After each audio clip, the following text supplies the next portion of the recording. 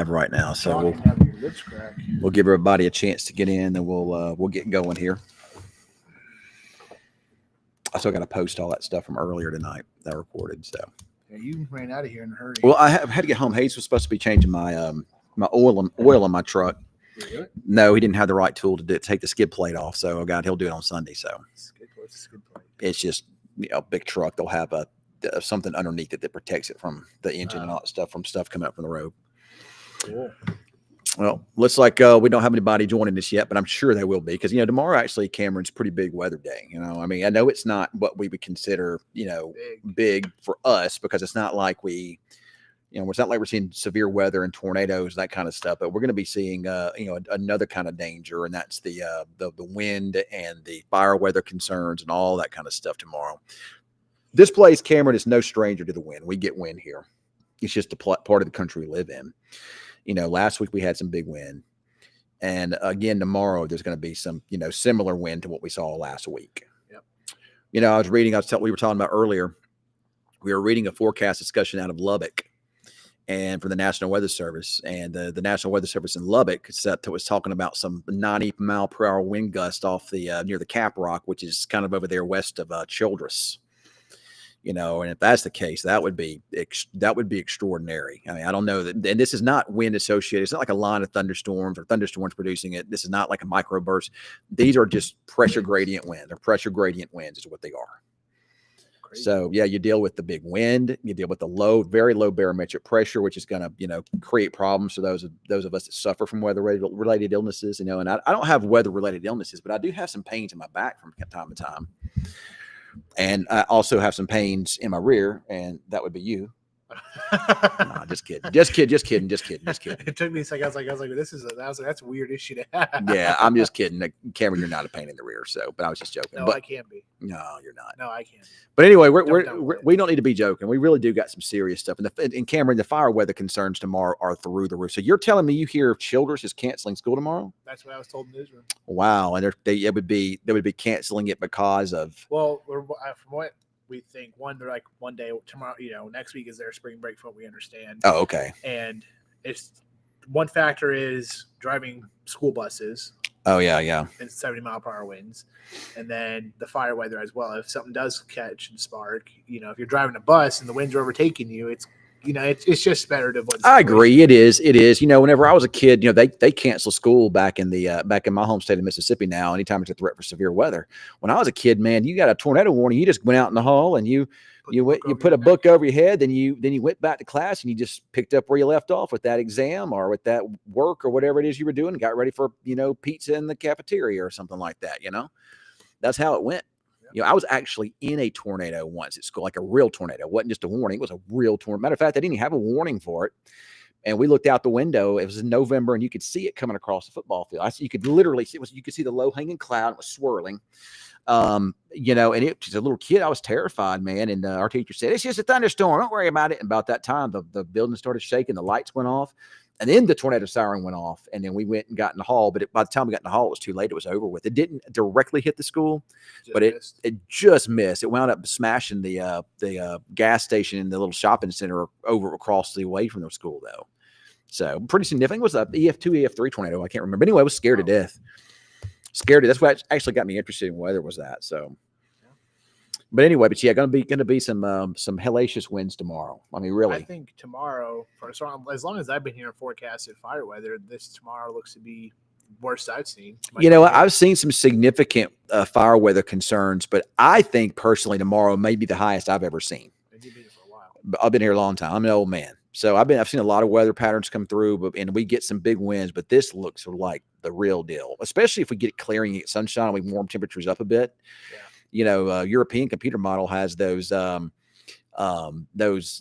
relative humidity values dropping down to about 5% tomorrow afternoon. But you're going to have to see sunshine for that to warm the temperatures up.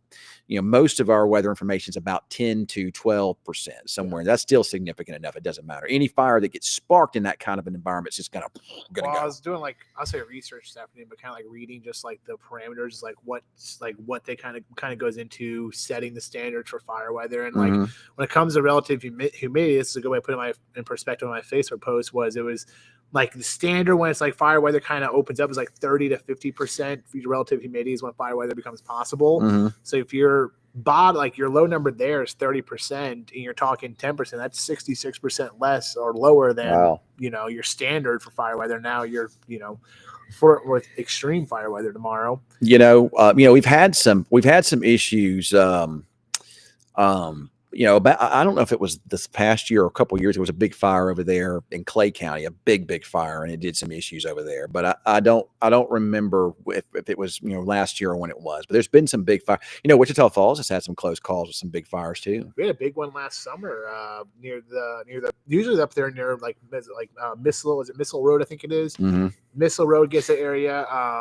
Rifle Range Road, like the area around the base, they get yeah, they do normally. But one thing that might be might help is it rained a lot on Saturday. There's actually still some standing water in some areas. Yeah, that's kind of why I was putting together a graphic, but I don't know if it's going to make much sense. So that might help us some. There's plenty of fuel out there, but I just don't know that might help us at least a little bit. Because what I was doing this afternoon was looking at like soil moisture, and I don't know how well that translates to on the surface, but there's about like there's really dry and there's really wet, and we're like right in the middle for our soil moisture. Right. We did pretty good. We've done pretty good with rain. We did pretty good with rain over the weekend. That really helped us at least some. Yeah.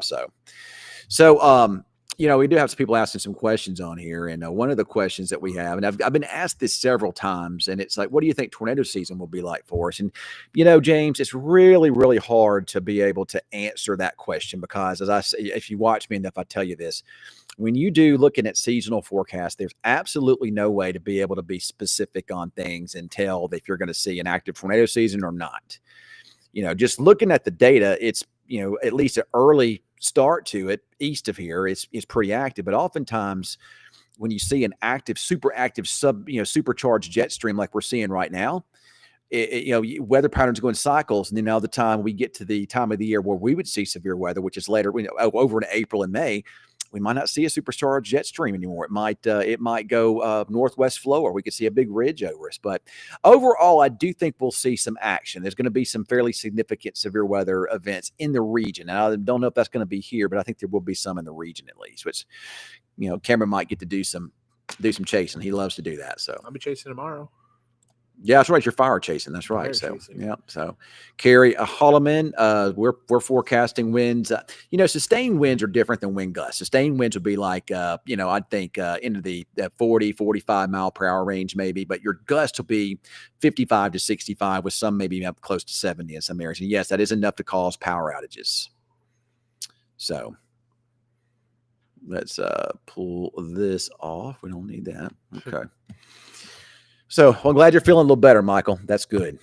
So yeah, I don't know. Tomorrow, I mean, I don't want to say I don't know how to fire chase. It's just a matter of finding them is all.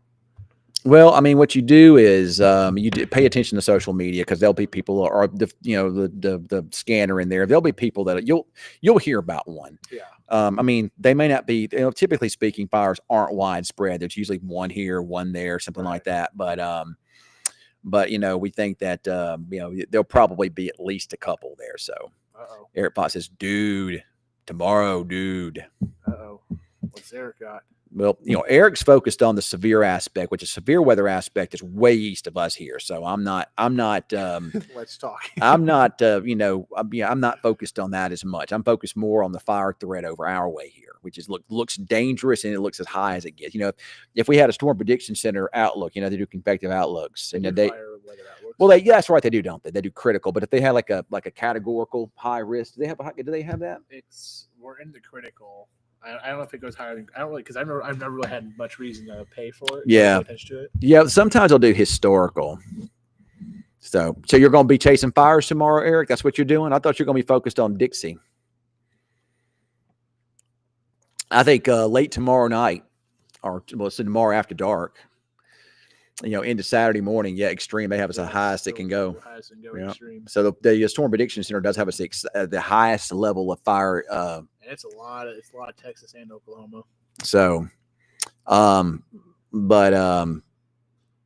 yeah, there's going to be some pretty significant severe weather, I think, tomorrow night, especially over there after dark. Maybe southeast Missouri over there into like western Tennessee, western parts of Kentucky. and maybe down into Mississippi in those areas. So wildfire outbreak possible across the southern plains. That's what the Storm Prediction Center says about tomorrow, and I agree. Wow, near historic. Near historic weather conditions for fires. I never read that either. So that's crazy. You were talking about the Cap Rock. They specifically mentioned the Texas Cap Rock with wind gusts in excess of 80 miles per hour. Yeah, that's crazy, man. That is crazy. This is definitely a one for the record books for sure. So probably one we'll remember, I'd imagine. So. Yeah. Then, of course, Saturday, there'll probably be some more severe. I think late tomorrow night, early Saturday morning could be some pretty significant tornadoes, like I say, over well east, maybe even Mississippi, Alabama. And then there are probably going to be some significant tornadoes probably Saturday across central, south Mississippi, western parts of Alabama, too. But again, that's way east of here. So I still think that while so many people are focused on the severe weather aspects, there's a chance that the fire could be more significant than the severe weather aspects of it. So, I'll have to look, Eric. I mean, I don't know. I haven't seen anything that shows that strong of wind gusts. Maybe I need to look on the College of DuPage. Maybe that'll show it, because I don't know. Let me look and see here something. Let me see something. But yeah, Panhandle's going to be in bad situation tomorrow, I think so. There's a wind gust here. This is the HRRR. So let me see here. I'm just looking on some weather data here, y'all. So see, the HRRR, at least on the model run I'm looking at, doesn't have anything up that strong. Can you use a cursor to? Yeah, I mean, but even if you use I don't think it doesn't show it. But even that, it doesn't show that. But I may not be looking at the right thing. So I don't know. Yeah, it's talking about Storm Prediction Center talking about that too. So it's the Cap Rock stuff. Cap Rock, but I would say anywhere tomorrow could really be it. The thing about a wildfire is you can tell people that, hey, you don't need to be throwing cigarette butts out, which you don't have as many people. A long time ago, back when I was coming up and growing up, a lot of people smoked cigarettes. I remember when I first moved to Wichita Falls, everybody smoked, but you don't see as many people smoking anymore. Matter of fact, it's kind of a rarity when I see somebody smoking, because everywhere has banned it, so you can't do it. Yeah. Yeah, go ahead. I'm sorry. But just like talking like how easy it is, just like another thing too is like just pulling over on the side of the road with the hot exhaust. Yeah, that can happen. That can cause a fire. But we don't. I'm not as worried about cigarette butts. Of course, people that weld, they'll do whatever they have to do to they know how to keep everything safe. What you have to worry about is a lot of times it's down power lines. A spark. All it takes is one spark, and you got fire everywhere. So, and unfortunately, there's probably some crazy folks out there that would even potentially, hopefully they wouldn't, but this happened before, potentially start fires. We don't want that. That's for sure. Right. So I can remember one time whenever I was probably a young adult living in Mississippi. Of course, no wind, not nearly this strong as we're seeing tomorrow here, but there were some gusty winds. It was really dry, and I was trying to burn at my parents' house. I was trying to burn some brush off of the fence. Yeah, there's a lot of briars and thorns and whatnot. So I was trying to burn them off the fence. It was a good dry day, but I remember how that it spread fast. It didn't take it long with the humidity being low and some gusty winds. It spread it fast, and I had to run up to the house and get a water hose and I had to actually connect a couple water hoses to be able to get it down there. But I had to beat it out with the shovel. I was scared, man. That thing was spreading quick. Yeah. I mean, it don't take long. You got wind like that, man. You get some of these trees going, which is going to go up, man. Yep. So, but anyway, so what's going on with you, Cam? Weatherman Cam? Not a lot. It's working today, and that's it. Been about it today, Ken. It's just work. We play this thing that's called Kalshi, and it's one of my favorite things to do. I love it. It's forecasting, but it's actually like I talked about this the other night. It's like the stock market. You buy stock in a certain temperature, and as it gets closer to that temperature, and many other people buying it too, you'll see the market going up. People start buying and selling and trading. It's called contracts or shares of it. But if you hold it long enough and that temperature actually hits, then it'll pay you even more money. So we've done pretty well with it. So today we have it, and we're looking really good. And we had a chance to sell late and get out of it and make a nice profit. The high temperature was in, we were good to go. And then all of a sudden I looked at my portfolio and it went down by like $100. I was like, what happened here? And there's an error in some of the data, some collection there in the city of Austin, the National Weather Service down there, and they didn't round the number up right. But anyway, they reevaluated it, and well, we lost. So that's what I've been bummed out today on. Been bummed out on it. So bummed is an understatement. See, Eric just sent me something here. Yeah, I was just reading that a minute ago to Cameron here about about what Lovett was saying about the extreme wind gust. So about near the Caprock Escarpment, which is over there west of Childress. So that's where it's going to be the work, kind of up there in the Texas Panhandle only. But they get big winds all the time, but not like this.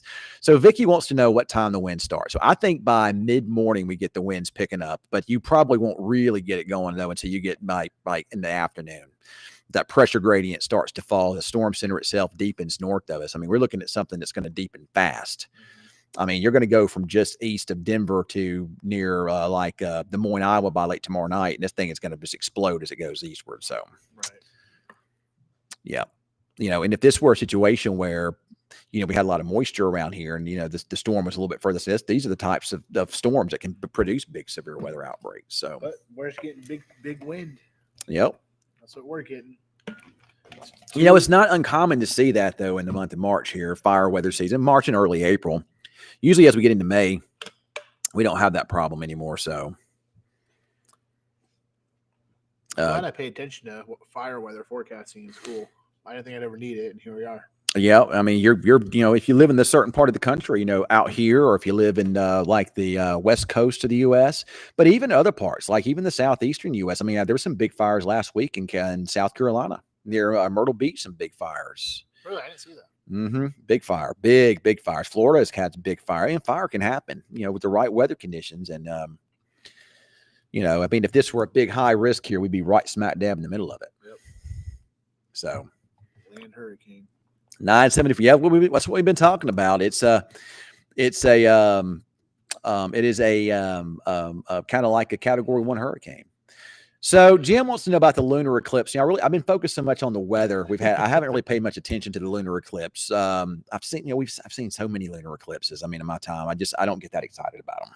Yeah, way more excited about it. Now solar eclipse. I saw a full one last year. Yeah, a most amazing thing. It's probably one of the top 2 or 3 things in my life that I've actually experienced. It was just incredible, and that was one of the most incredible sights I've ever seen. But I don't get that excited about. I mean, the lunar eclipse. I mean, the moon turns red. It'd be cool to take a picture, but I'm not gonna. I've seen so many of them. Stay awake to. But it may be too cloudy to see it anyway here. So 25-mile-per-hour winds. In fact, this is something Eric brings up, which is pretty good. Yeah, I did not know that. So, I mean, but Eric would know this because he's in emergency management and law enforcement. So you know that. So fire moved at half the speed of the wind. So you're looking at 25-mile-per-hour winds. I mean, fires moving that fast. I mean, that gives you no time to prepare. If a fire gets started and it heads at you, I mean, you could be SOL. So if you're dealing with 70-mile-per-hour wind gusts, it moves at 35. So Carrie says it's going to be like you're in a severe thunderstorm warning. Yeah, but it's going to be all day, not just, usually with a severe thunderstorm, you get some strong winds for about 10 minutes. Yeah, at the most 5 minutes, maybe 10 minutes at the most, but this is going to be all day. So, but it just, we're no stranger to this, but it's just going to be an extreme wind event. Yeah. Extreme weather. Well, I mean, that's what we get here. We get extreme weather. So we do, honestly live for the extremes, but you get into the weather business because you're interested in extreme weather. I mean, now there's some people. I will say that there's you got 2 different types of weather people. Okay, you got those that want to be on TV just because they look pretty, and that wasn't you. So. No, it wasn't me, and it certainly wasn't you. Then you got those that want to be on TV because they're passionate about what they do. They're passionate about the weather. And they're kind of weather weenies, kind of like me and Cameron here. And I know you don't. And so Eric Fox, he's a weather weenie too, I'd say. So I just lost my train of thought. You're talking about two types of people. Oh yeah. And then those that are like us that were really and we got into weather because we're fascinated by extreme weather. Yeah. Growing up extreme hurricanes. So like for us, this is yeah. kind of like a Super Bowl. So you hope nothing happens. Not No, it's not a Super Bowl. No. Okay. This is more like the wild card all right, round. wild card. This is the wild card. I mean, Okay, a wild Super card. Bowl, the NFC AFC Championship would be more like a big tornado event or a big severe weather event. Super Bowl would be like the biggest event, like biggest blizzard, biggest ice storm, biggest hurricane, biggest tornado. And I've only had a couple of those in my lifetime. All right. Couple. Sorry. I've been- Didn't mean to offend you there, bud. I've done this I've been doing this for over 20 years, and I can only tell you there's only been a couple of extreme events that I've ever witnessed here, witnessed in my career here. Hurricane Katrina would be one. The big cold outbreak we had here in 2021. I would consider that extreme. And the big blizzard we had here in 2010, that was a really cool, exciting one. But I would say as far as at least in my time here, we haven't had just a crazy tornado outbreak. I mean, we've had severe storms, we've had a couple tornadoes, but never anything I'd classify as a major outbreak here. Right. We've had some setups that look like it might produce it, but very rarely has it ever even done that. So, Eric says here for the good looks. Do you want to hit on my light work or? hit a what? Eric said he's good for the good looks. So do you want to handle my light work or? I'm here for the good looks. And do you want to handle my light work? What are you talking I about? don't want to like roast him. Oh, I'm not going to roast Eric. I'm kidding, Eric. We love you. Yeah, I was in Jackson, Mississippi for the Hurricane Katrina, and we were actually on air. I was actually on air live as it made landfall in New Orleans because we were broadcasting to New Orleans because our sister station WDSU had to come up to the WAPT in Jackson because they had to evacuate, so they came to our TV station. So we were broadcasting simultaneously to our viewing market and also to the Gulf Coast there. So we were on air with it as it came in. So you know where I was? You were probably living somewhere in Boston or somewhere like that. Near Chicago, but I was only 5 years old. Dang, you were just a little nothing then, weren't you? Yeah, I was a little baby. So I was watching Spider-Man or something probably. Yeah, I mean, I like Spider-Man too. Spider-Man's my favorite. That and let's see, Spider-Man, and I like Iron Man, Batman, Superman. I tried watching your Daredevil last night. I just couldn't get into it. So Brady wants to know what part of town is going to get hit the most. All parts of town. You're not going to escape this one here. Everybody's getting this one. No running from this wind. So Paycheck's got on a lime green shirt there, and if he were to walk in front of the wall over there, he would completely disappear. Are y'all live? Yeah, we're live. Yeah, see what he has on right now. You would disappear. The tie and that too would disappear. So you'd be disappearing from us. You're honored to be in this little life. So yeah. Not little. All right. Well, it's 10 minutes for the newscast. Everybody's getting ready. I've got to get dressed. So we'll see y'all in about 10 minutes on News Channel 6. Y'all make sure to watch, and we'll have the latest on these dangerous fire weather and historical kind of weather heading our way.